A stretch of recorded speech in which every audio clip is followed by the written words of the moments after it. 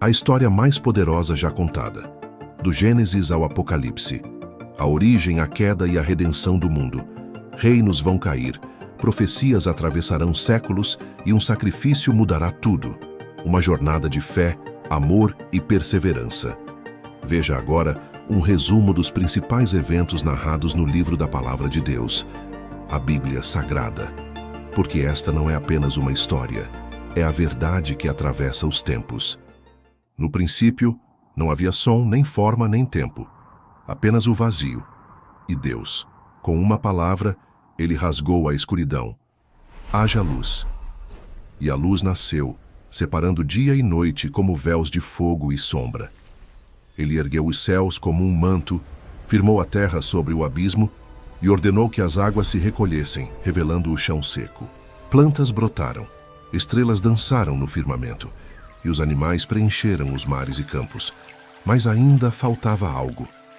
No sexto dia, Deus curvou-se sobre o pó, e ali, com suas próprias mãos, moldou o homem. Um corpo de barro simples e frágil, até que o sopro do Eterno o preencheu, e o homem abriu os olhos. Foi ali que começou a história da humanidade, com um suspiro divino no silêncio do mundo novo. Mas Adão não estava completo. Em meio à beleza do Éden, ele deu nome a todas as criaturas, mas nenhuma era como ele. Então Deus o adormeceu e fez nascer a mulher. Eva, não feita do barro, mas da costela do próprio homem. Quando Adão a viu, soube que ela era parte dele. Juntos caminharam entre rios, árvores e animais selvagens. Deus os visitava no fim do dia. Havia paz, inocência e comunhão.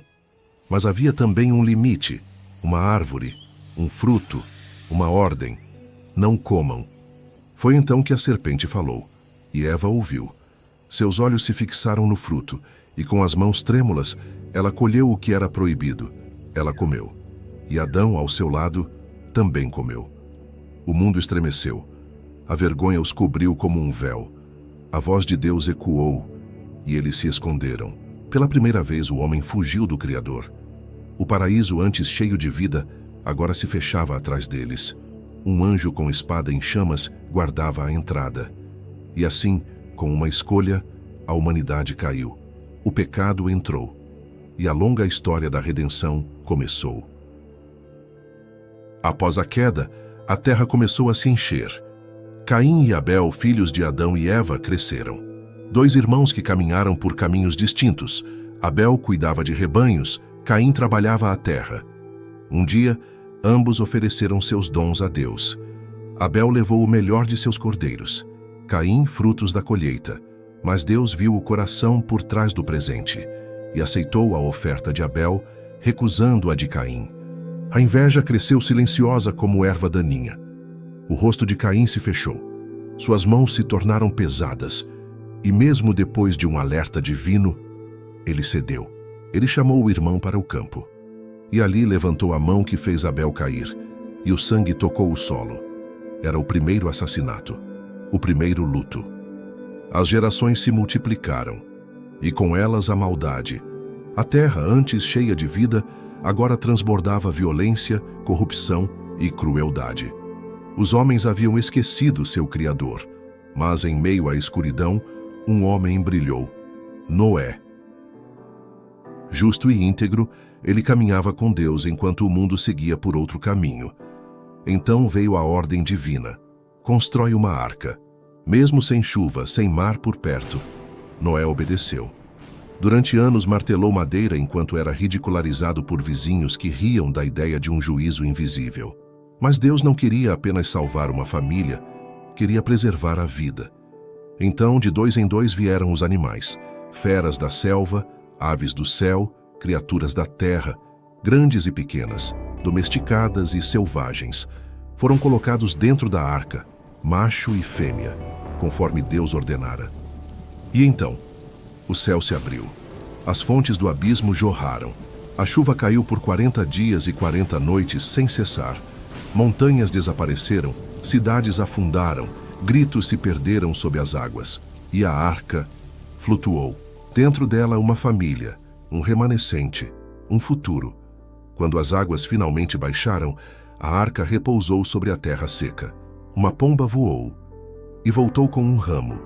Era o sinal. A vida recomeçava. Após o dilúvio, os homens voltaram a crescer em número e em orgulho. Falavam a mesma língua, sonhavam os mesmos sonhos e decidiram se tornar deuses de si mesmos. Em uma vasta planície começaram a erguer uma torre. Não era apenas pedra sobre pedra, era vaidade sobre vaidade. Façamos um nome para nós, diziam. Alcancemos os céus. Tijolos, cimento e a estrutura subindo como um desafio aos céus. Mas Deus desceu para ver o que os homens estavam fazendo. E ali, onde a unidade servia ao orgulho, ele agiu. De repente as palavras se embaralharam. Os olhos ainda se reconheciam, mas as vozes não mais se entendiam. Confusão, gritos, ferramentas largadas no chão. O projeto parou. E os homens, antes unidos pelo ego, foram espalhados pelos ventos. Foi o fim da torre, o fim da arrogância e o início das nações. Cada povo seguiu seu caminho. Cada língua criou seu próprio Deus. A verdade foi fragmentada e os altares multiplicaram-se em silêncio. Em meio a esse mundo quebrado, de muitos deuses e corações perdidos, Deus falou com apenas um homem. E esse homem ouviu. Seu nome era Abraão. Sai da tua terra, da tua parentela, e vai para o lugar que eu te mostrarei. Assim começou uma nova jornada. Não mais de torres feitas por orgulho, mas de fé erguida sobre promessas eternas. Não houve mapa, não houve garantia, apenas uma promessa. Farei de ti uma grande nação. E ele partiu.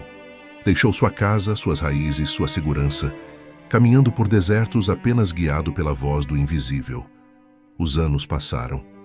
A velhice chegou. O ventre de Sara, sua esposa, permanecia estéril. Mas mesmo assim, ele não deixou de crer. E quando tudo parecia impossível, nasceu o menino, Isaque. A promessa viva em forma de carne e sangue. Abraão não foi apenas pai de um filho, tornou-se pai da fé. Sua obediência se tornou alicerce para reis, profetas e para a história da redenção. Gerações depois, outro homem também seria provado. Vendido como escravo pelos próprios irmãos, José foi levado para uma terra estrangeira, o Egito. Com sabedoria, fidelidade e coragem, José interpretou sonhos, conquistou a confiança do faraó e foi exaltado ao posto de governador do Egito, a segunda autoridade mais poderosa do império. No auge do poder, reencontrou os irmãos que o haviam traído. Eles estavam famintos, desesperados. José, porém, não retribuiu o mal com o mal. Em vez disso, escolheu perdoar, acolher e alimentar sua família. Os anos se passaram. Seus descendentes cresceram, multiplicaram-se e tornaram-se uma nação. Mas em terra estrangeira, aquela nação perdeu a liberdade. O povo que um dia foi acolhido no Egito, agora gemia sob o peso da escravidão. O trabalho forçado, as correntes, os açoites, tudo clamava por justiça. E Deus ouviu. Movido por compaixão, o Senhor levantou um libertador, Moisés, o homem que trocou os palácios do Egito pela voz do deserto. Diante do faraó, ele declarou com ousadia: "Deixa o meu povo ir." E quando o coração do rei se endureceu, Deus mostrou seu poder com sinais e pragas que abalaram a terra. Finalmente livres, os israelitas partiram, mas logo se viram encurralados com o Mar Vermelho à frente e o exército egípcio atrás. O medo tomou conta, mas Deus não os havia abandonado. Moisés, em obediência, ergueu o cajado. E o impossível aconteceu. O mar se abriu. Paredes de água se ergueram de cada lado, e o povo passou a pé, deixando para trás o cativeiro e iniciando uma nova jornada rumo à liberdade e à promessa da terra prometida. O Deus que ouve o clamor dos oprimidos também é o Deus que faz um caminho onde não há caminho. Depois de atravessar o mar, o povo caminhou pelo deserto, carregando no peito a memória da escravidão, mas com os olhos voltados para a promessa. A liberdade havia sido conquistada, mas agora era preciso aprender a viver como um povo livre, separado, guiado por Deus. Foi então que, ao pé de um monte sagrado, eles pararam. E ali, no Sinai, algo ainda mais grandioso aconteceria. O Senhor, que os libertou com mão forte, agora se revelaria com voz poderosa. O chão tremia. Relâmpagos cortavam o céu. Um povo, reunido ao pé do monte, aguardava com temor e reverência. Naquele lugar sagrado, o Senhor chamou Moisés para subir. Ele permaneceu por 40 dias e noites diante da glória divina. E então, Deus entregou a ele as tábuas da aliança, escritas pelo próprio dedo de Deus. Nelas estavam os 10 mandamentos, não apenas regras, mas princípios eternos. Palavras que revelavam o caráter de Deus e apontavam o caminho da vida.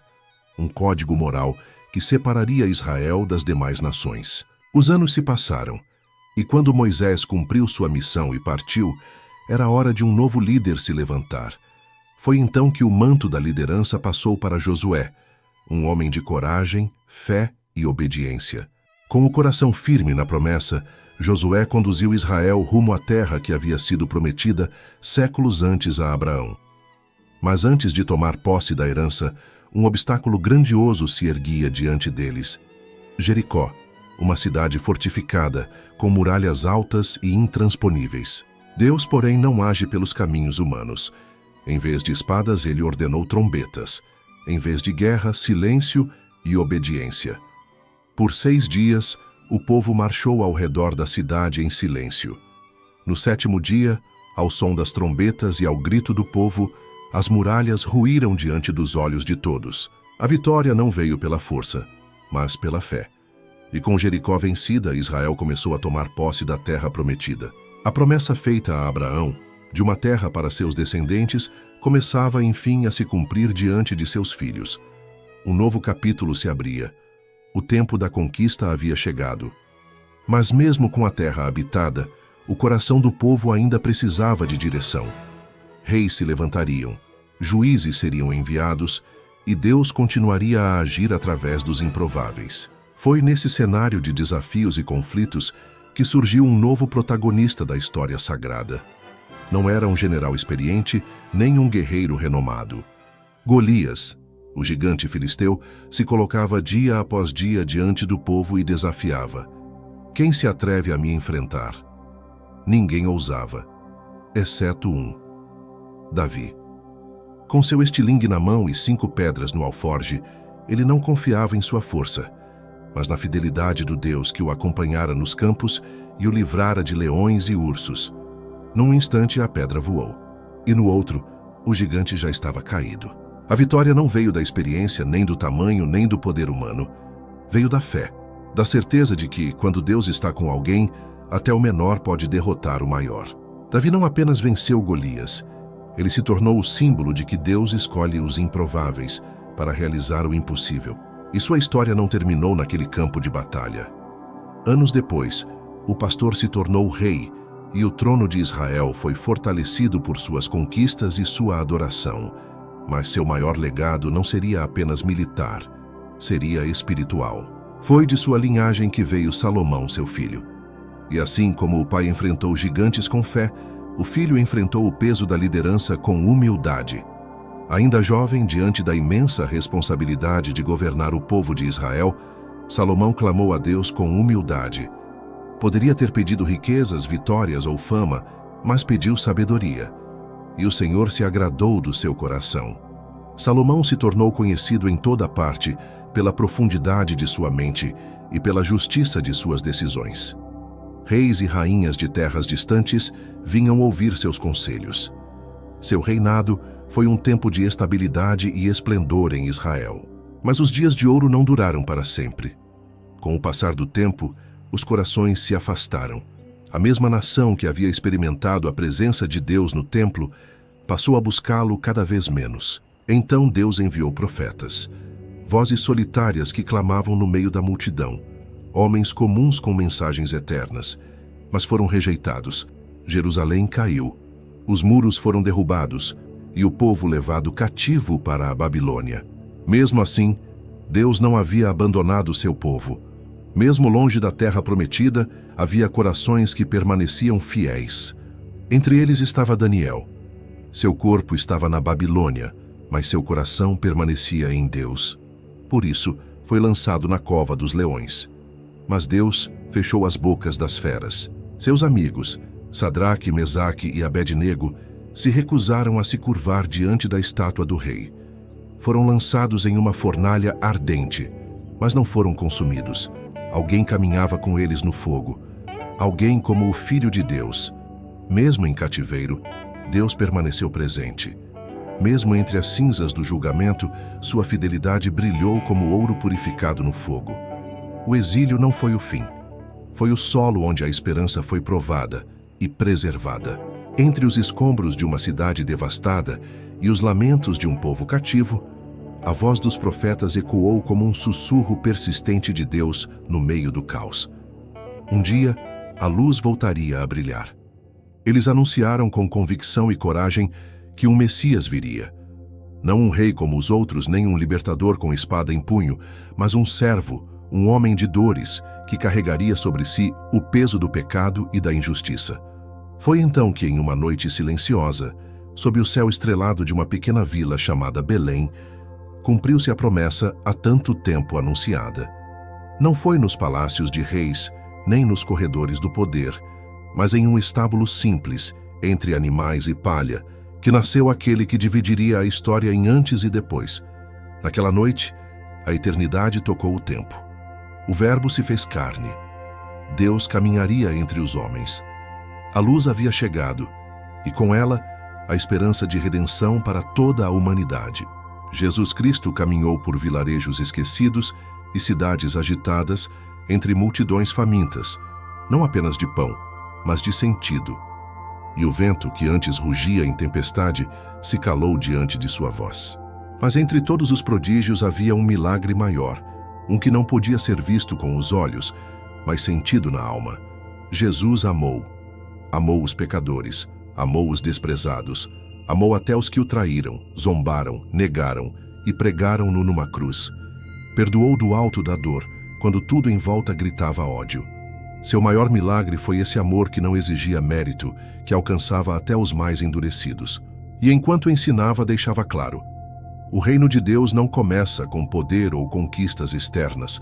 Ele começa no interior, no coração transformado, no perdão oferecido, na justiça vivida, na graça recebida e compartilhada. Mas esse reino, tão diferente dos reinos humanos, não foi compreendido por todos. Seu amor incondicional incomodou os religiosos, sua verdade confrontou os poderosos, e sua entrega silenciosa desafiou a lógica do mundo. Então chegou a hora. A razão da sua chegada ao mundo. Ele foi traído. E não por um inimigo distante, mas por um amigo próximo, alguém com quem partilhara o pão. Judas Iscariotes entregou Jesus nas mãos dos homens. E então começou a noite mais escura da história. Foi julgado injustamente, acusado por falsas testemunhas, condenado por um tribunal que preferiu a mentira à verdade. Pôncio Pilatos lavou as mãos, mas não limpou a culpa do mundo. O povo, aquele mesmo que dias antes o aclamava com ramos e hosanas, agora clamava: crucifica-o. Levaram-no até o Gólgota.